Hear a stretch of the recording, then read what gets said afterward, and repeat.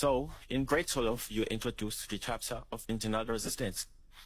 So we were told that internal resistance is energy, or is energy that is lost within the battery. Then now they say determine the internal resistance in this question. So, and we are given that the voltmeter reads 22 volts. Here is our voltmeter, and it says, and it reads 22 volts. Okay. So we need to find the perfect formula that we can use to calculate the internal resistance. So let's try this one. They say the EMF will be equal to I into R external. It's an R external plus an internal resistance. We have the EMF. We can calculate the current by using this given information, and we can also calculate the internal resistance, and we can also easily find the internal resistance, which is what we are looking for, by the way. So let's first start by calculating the current flowing through the main circuit. So we're gonna say I is equal to V over R, and which is give us 22 over 8, which you think is gonna be 2,7. I think it's 2,7 amps. Okay, so now since we have the current, we now need to calculate the external resistance.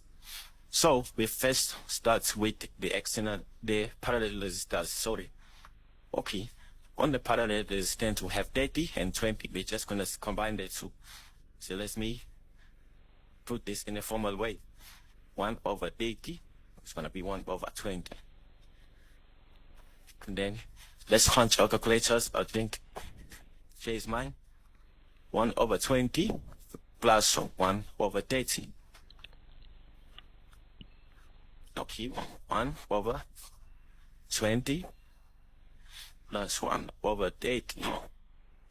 So this is gonna give us 1 over 12, which will simply be 12 ohms. So to find our external resistance, we need to add this 8, which is in series. Our external will be equal to 8 plus 12, which will give us, okay, we say 8 plus 12, which will give us 20 ohms.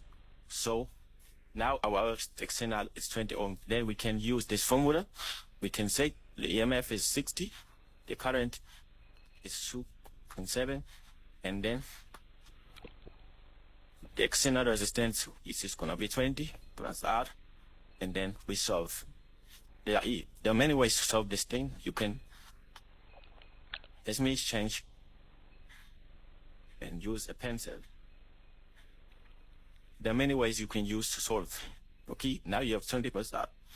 Okay, you can divide with 2.7, 2.7.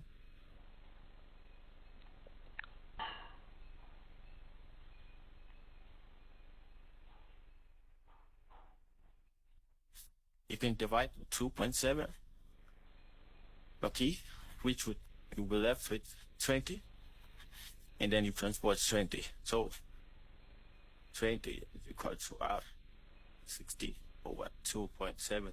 So this should give you R. So 60 over 2.7 minus 20. So this will be 2 ohms. So here is your final answer.